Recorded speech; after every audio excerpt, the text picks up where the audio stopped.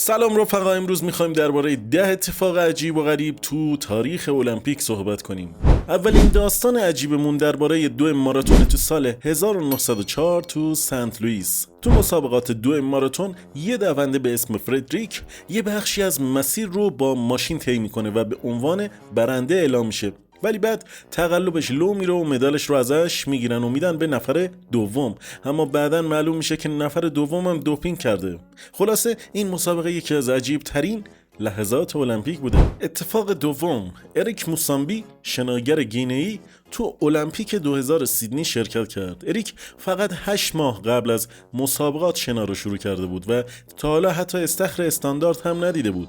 با اینکه خیلی کند شنا می‌کرد و حتی نزدیک بود غرق بشه، اما تماشاگران حسابی تشویقش کردن و به نمادی از تلاش و پشتکار تبدیل شد و تونست مسابقه رو به پایان برسونه.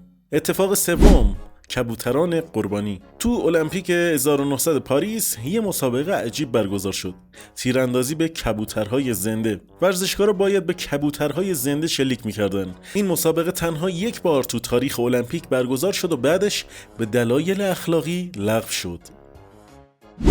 اتفاق چهارم، تو المپیک 1932 در لس آنجلس یه دونده از آمریکای جنوبی به اسم توماس شرکت کرد که هیچ کس از حضورش خبر نداشت. اون سوسکی وارد میدون شد و بدون هیچ آمادگی مسابقه داد. بعدم معلوم شد که اون فقط یک تماشاچی بوده که از روی علاقه وارد مسابقه شده.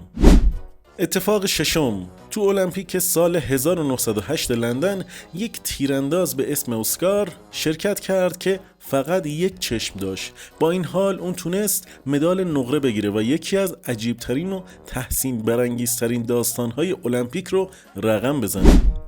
اتفاق هفتم، مسابقه ماراتون با کفش‌های دزدیده شده. آبیب بیکیلا دونده ماراتون اتیوپیایی تو المپیک 1960 روم با پای برهنه مسابقه داد و مدال طلا رو هم کسب کرد.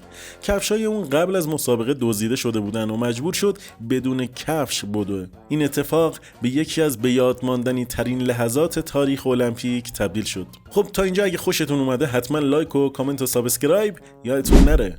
اتفاق هشتم، شارلوت کوپر یک تنیس باز زن بریتانیایی تو المپیک 1900 پاریس به عنوان تنها زن تو مسابقات مردان شرکت کرد و مدال طلا رو برد. این جریان تو زمانی بود که زنها حق شرکت تو بیشتر مسابقات رو نداشتن. این کارش خیلی عجیب و شجاعانه بود.